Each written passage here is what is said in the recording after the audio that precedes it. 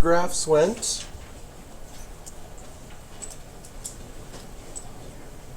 Here is our first one.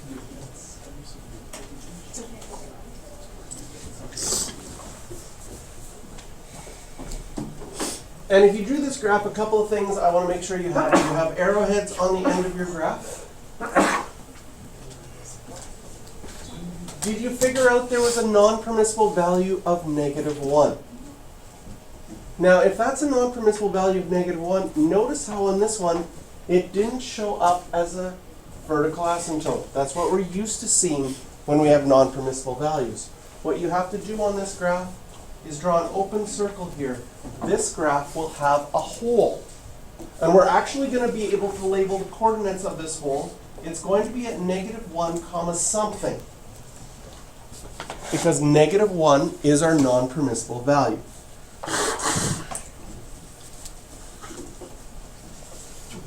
And we'll figure out how to do that in a second. But let's get the other graphs up and see how you did. The second one has a non-permissible value of -2. It also has a hole at -2 comma something. So add that hole to your graph if you didn't have it. Add arrowheads to the graphs if your graphs didn't have arrowheads.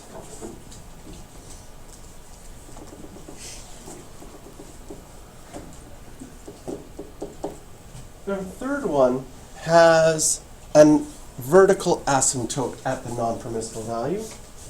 The third one also has a diagonal asymptote. We're going to find out that the fancy word for our diagonal asymptote in this unit is called an oblique asymptote.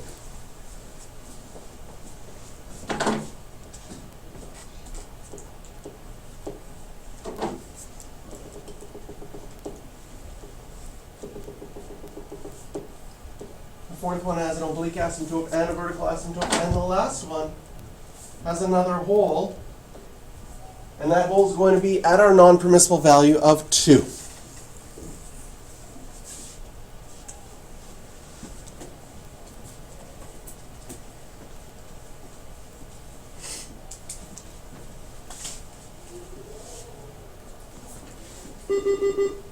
I tried to send Nico to the office. Okay, he'll be right down. Thank you. So what was the common thing in all of our equations? Did you notice that group 1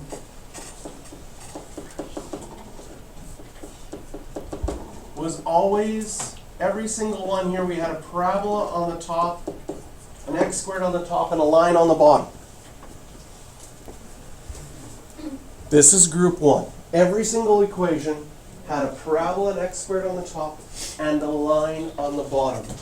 And the key characteristics we noticed. Okay? So some characteristics. First characteristics, the non-permissible values either were holes or vertical asymptotes. So we were wanting to figure out how we can differentiate. When does a graph have a hole? And sometimes a hole is called a point of discontinuity. And when does it have a vertical asymptote? How can we tell that from the equation? Another characteristic that it sometimes has, when it had the vertical asymptote, it also had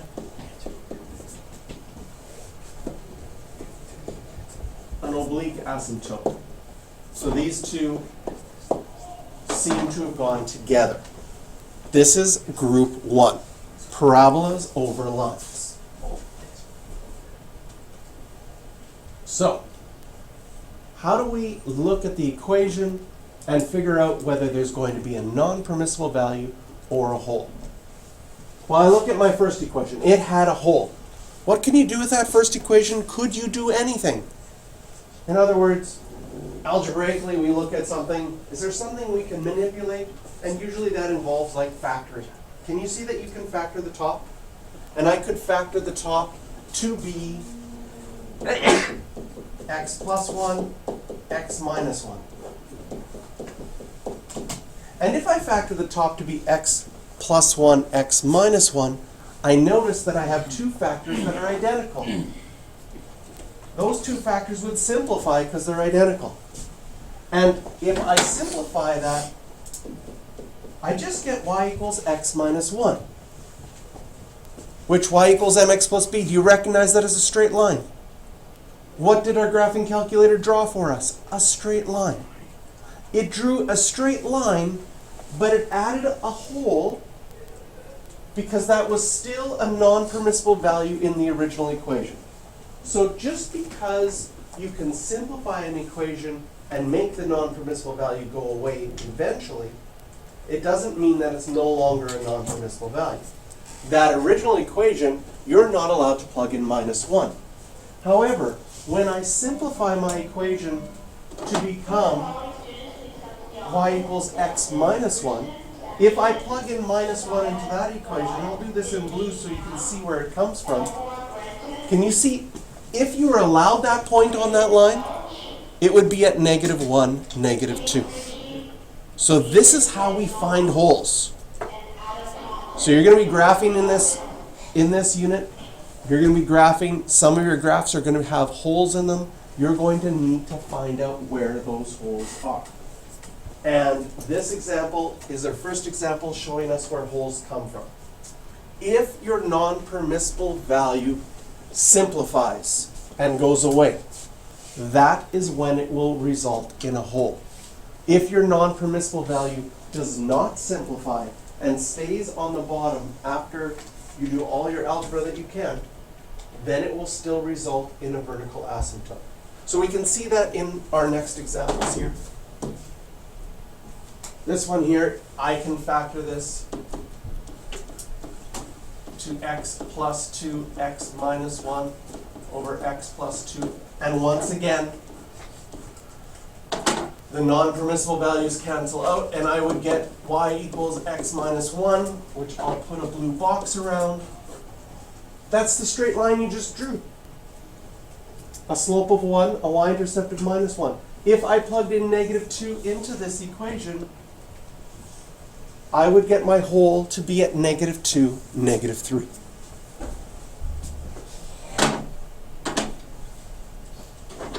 The third one and the fourth one, even though you can factor the fourth one,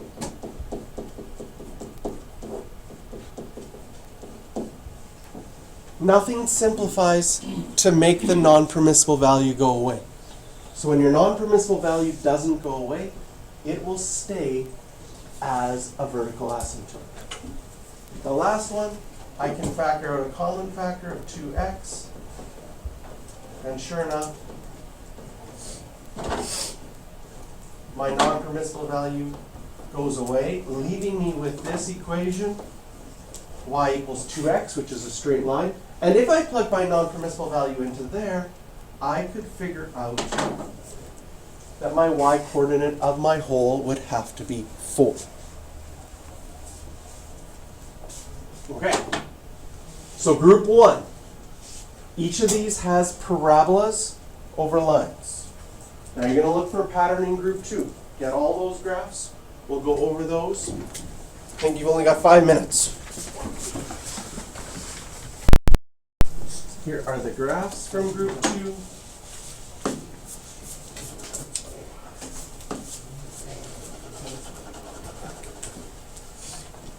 Once again, make sure you have arrowheads.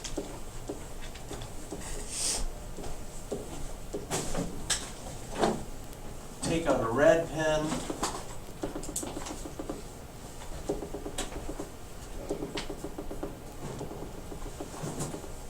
And draw in your asymptotes and label them.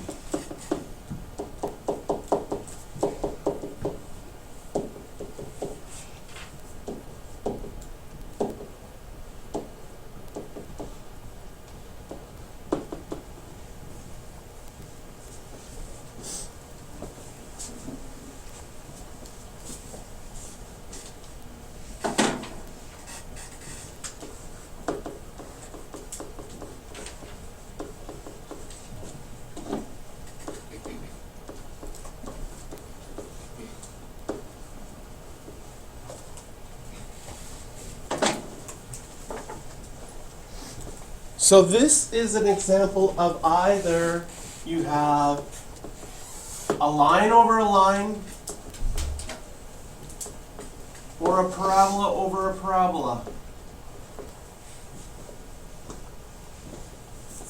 You have a function on the top and a function on the bottom that have the same degree. Degree is the highest exponent. So we would say a line has a degree of 1. Parabolas have a degree of 2. So question 1 is a line divided by a line. Question 2 was a parabola divided by a parabola. Question 3 was a line divided by a line.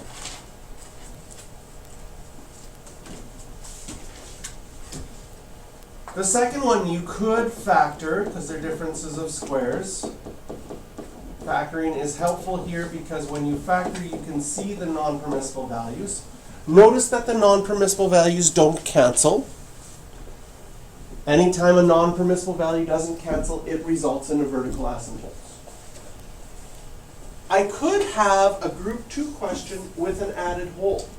Like if that second one, after I factored it, 2 things canceled out, it would still be a line over a line. It would still be part of group 2. But now you could add a whole to that graph. Next, we have to figure out how you determine the vertical asymptote. I'm sorry, not the vertical asymptote, the horizontal asymptote. How do we know that this first one is at y equals 3? How do we know this second one is at y equals 1? How do we know the third one is at y equals negative 2? And if I give you a fourth one here,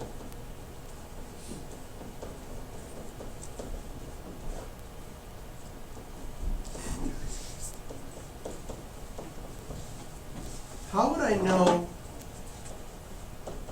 that the horizontal asymptote in this last one, just by looking at it, happens to be at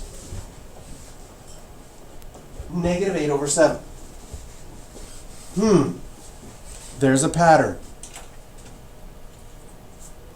If you see the pattern, then it's all of a sudden really easy to find out where that horizontal asymptote will be. What do horizontal asymptotes represent? They represent end behavior. What happens when you put in a huge value in here, like a million? This would be like 3 million divided by a million minus 1. If you had to do mental math estimation of 3 million divided by 999,999, if you were mental mathing it, would you probably just round the bottom to a million and do 3 million divided by a million and say the answer is 3? So what happens in horizontal asymptotes is we're asking what is it going to get really, really close to, but not exactly. And if you just look at the highest degree, so I'm going to take out my highlighter. In this one, if you just look at the 3x over x, what would happen if you simplified 3x over x? You would just get 3. What would happen in the second one? The x squared is the highest. What happens when you take x squared divided by x squared? You get 1. In the third one, what happens if you take negative 2x and divide it by x? You get negative 2. And in the last one, what's my highest degree? The squared. So if I just look at my squared ones, what happens when I take an 8x squared and divide by a negative 7x squared? I get negative 8 over 7. So group 2, the main characteristic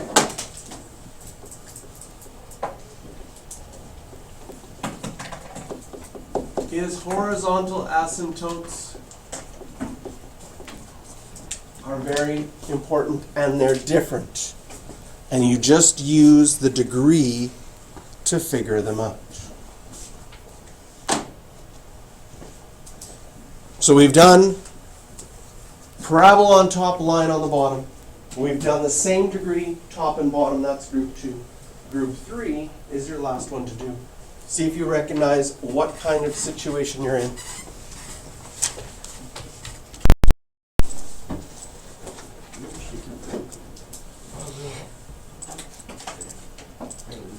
Here are the first three.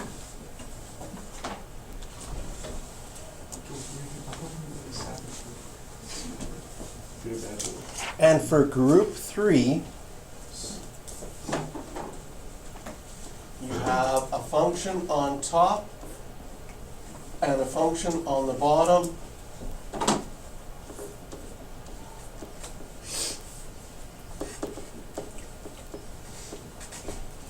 And the degree is bigger on the bottom. That means you either, well, for what we're mainly going to do is some sort of line over a parabola. Sometimes you can have a constant over a line. But the degree is bigger on the bottom. And the common characteristic here is all of these ones have a horizontal asymptote at y equals 0. So I can add that into each one.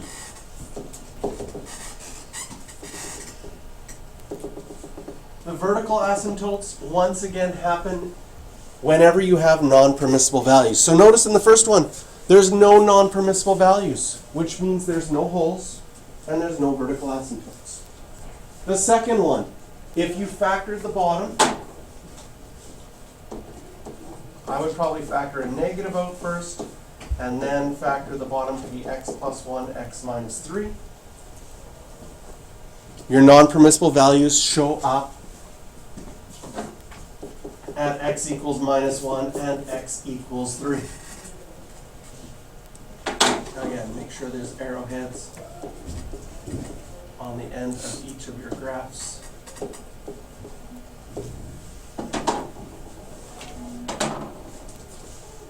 So whenever the degree is larger on the bottom,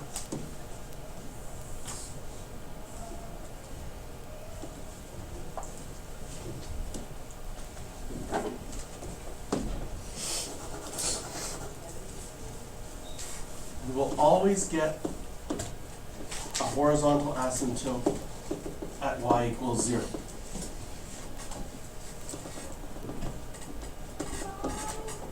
If you have a non-permissible value, it will always be a hole or a vertical asymptote.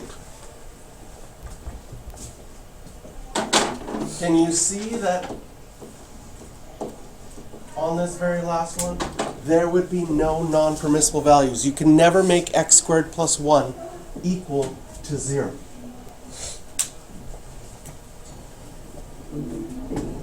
So this is the basic idea. The basic idea for the rest of this unit is going to be graphing these three different groups. We have some shortcuts.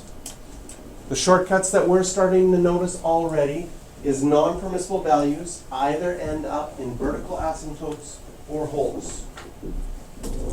We have some shortcuts with horizontal asymptotes. We know that if you have group 3 and the degree is bigger in your denominator, you will have a horizontal asymptote at y equals 0.